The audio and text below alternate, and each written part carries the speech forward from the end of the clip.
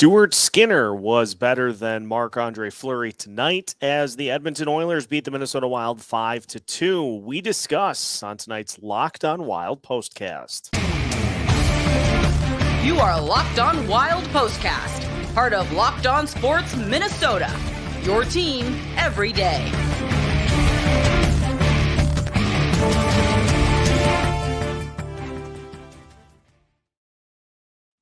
Welcome into tonight's Locked on Wild postcast as we recap a 5-2 loss for the Minnesota Wild to the Edmonton Oilers.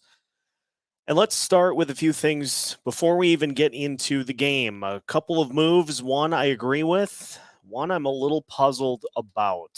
It was announced before the game that the Minnesota Wild have recalled forward Sammy Walker from Iowa to give the lineup a much-needed jolt.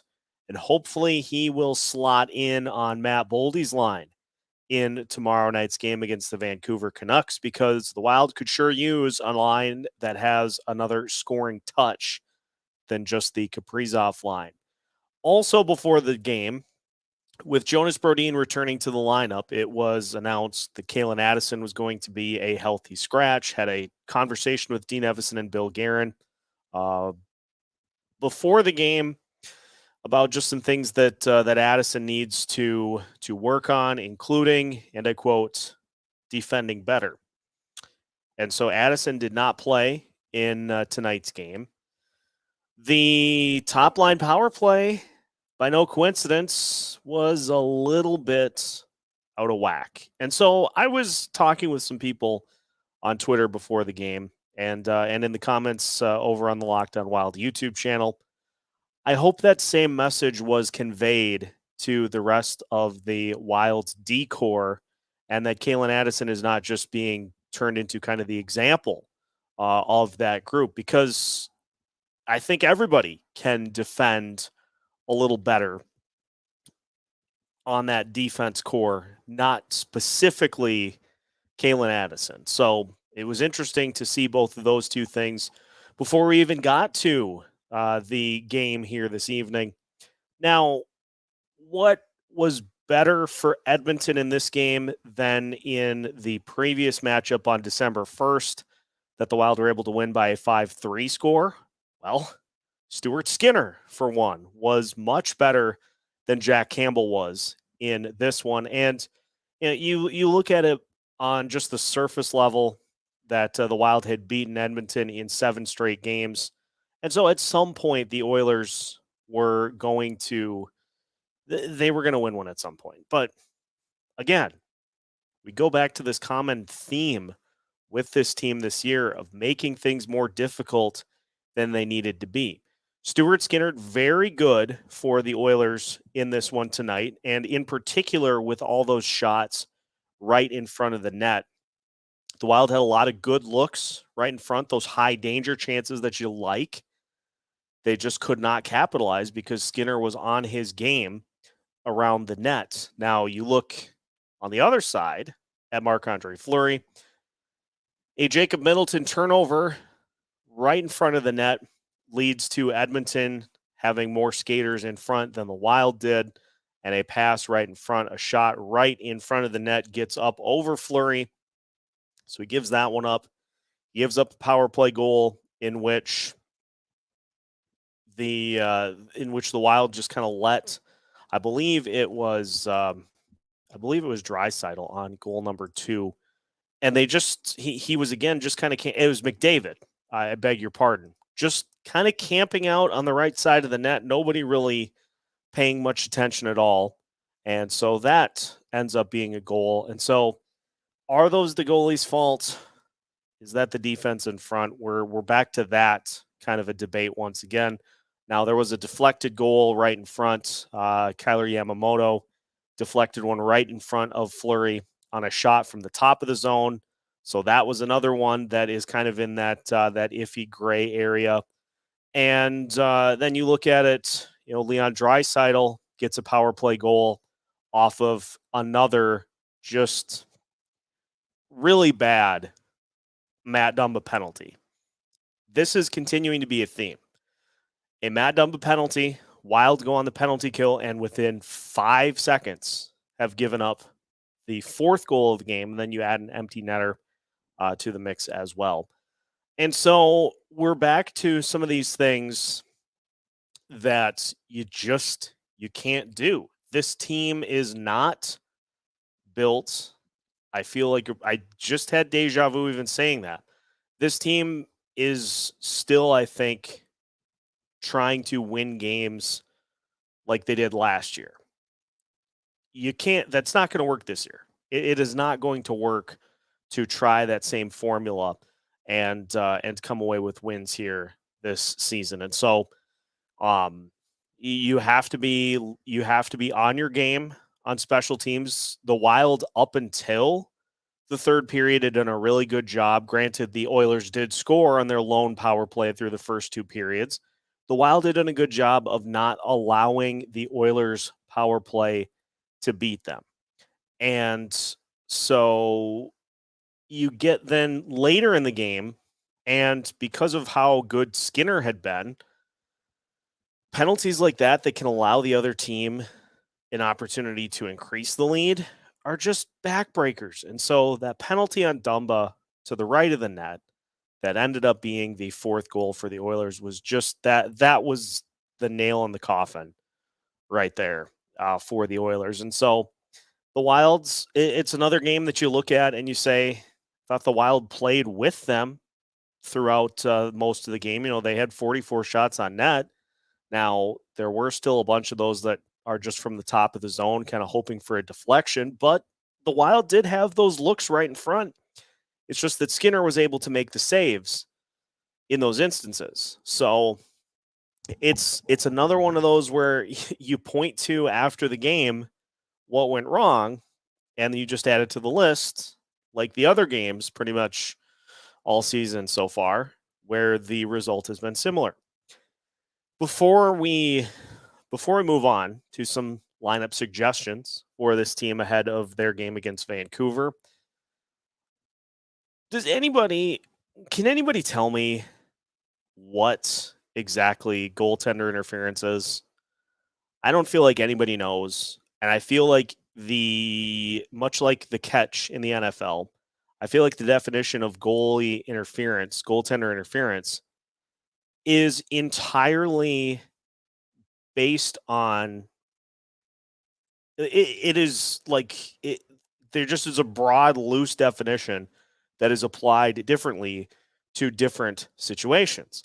And so you see in tonight's game, the Kirill Kaprizov goal that was first not allowed, was reviewed, was allowed, and then was challenged and was taken off the board.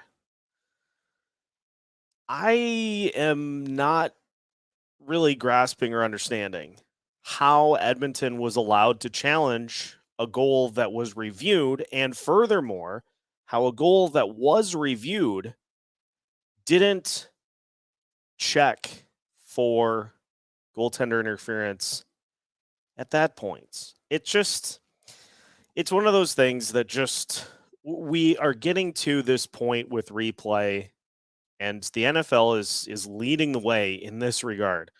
We're getting to that point with replay where you can call or overturn every single play by slowing down the replay enough, going frame by frame, to where I don't think replay serves a purpose anymore. And I was such an eye roll when Edmonton challenged, and of course the goal was taken off, and ironically enough, that ended up snapping Kirill Kaprizov's goal streak. He's still on the point streak, but the goal streak is history. And so it's ironic that a goal that was reviewed and called a goal was then taken off because of a challenge. That doesn't make sense to me. But another one of those just frustrating games for the Wild, because it's the same things, bad penalties that lead to goals late, and it's just, on to Vancouver for this team tomorrow night. So we will take a look at some suggestions for lineup tweaks as we take a look at the Vancouver Canucks for tomorrow night's game. But first, a word from our sponsors. Tonight's Locked On Wild postcast is brought to you by the National Highway Traffic Safety Administration. You're hanging out with some friends and putting back a few drinks. A few becomes a few too many. And as the evening comes to an end and people start to head out, you think of calling for a ride. You live nearby. You can make it home okay. It's no big deal. What are the odds you'll get pulled over anyway? And even so, what's the worst that could happen? Your insurance goes up, you lose your license, you lose your job, you total your car, you kill someone. Everyone knows about the risks of driving drunk. The results are tragic and often deadly. However, that still doesn't stop everyone from getting behind the wheel while under the influence. That's why police officers are out there right now looking for impaired drivers on our roads to save lives. So if you think you're okay to drive after a few drinks, think again. Play it safe and plan ahead to get a ride. It only takes one mistake to change your life or someone else's forever. Drive sober or get pulled over. Continuing today's Locked On Wild postcast, Minnesota Wild lose 5-2 to the Edmonton Oilers. 13-11-2 now on the season. They've got the Vancouver Canucks on the schedule tomorrow night. And that will be the end of the road trip. And for Vancouver, no Thatcher Demko for them as he was injured and will be missing, I think it was the next 6 weeks by last tally. So it's a Canucks team that is capable of scoring a lot of goals, but it's a beatable team, even on the road for the Minnesota Wild, if they don't fall into the same sorts of traps that they have at several points throughout the course of the season. We saw Jonas Brodin back in the lineup, which was the reason that Calen Addison was scratched. So one suggestion for the Wild for tomorrow night's game. Calen Addison back in the lineup, please, because the Wild power play just looked kind of out of sorts, off kilter with Alex Goligoski and Jared Spurgeon manning that grouping at the top. And then the second unit struggled to get the puck into the zone throughout the course of the night. And so it was a night in which the team was once again trying to ask the power play to kind of bail them out. And so get Calen Addison back there. I mean, with how they've played over the last handful of games, you can make a case for Goligoski. You can make a case, I think a big case, for Matt Dumba to get a night off. You can make a case for John Merrill to get a night off. I think one of those guys needs to get Calen Addison back in the game. Now that you've sent him the message, get Calen Addison back in the game and give him an opportunity on that top power play once again, and give one of those other guys a breather to try to figure things out on their end. Sammy Walker expected to make his debut, or he will at least be with the team for tomorrow night's game.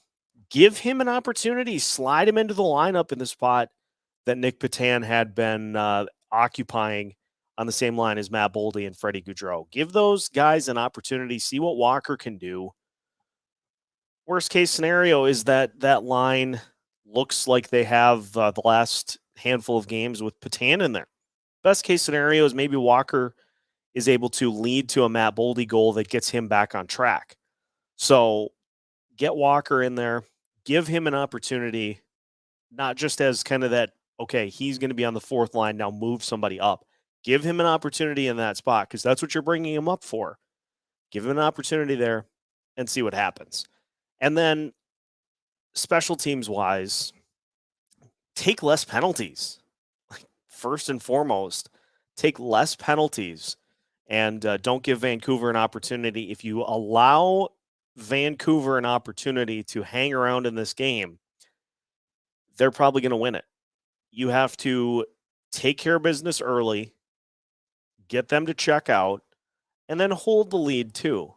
Don't let it evaporate. So a frustrating one for the Wild against the Edmonton Oilers, but they will be back at it tomorrow night against Vancouver. That will do it for tonight's Locked on Wild postcast. Thank you for tuning in, as always, for these postcasts throughout the course of the season. Make sure you're following along with Locked on Wild on your favorite podcast platforms and on YouTube as well. Make sure to follow along and turn notifications on so you don't miss out on any of our videos throughout the course of the week. We've got new episodes every Monday through Friday as part of the Locked On Sports Podcast Network.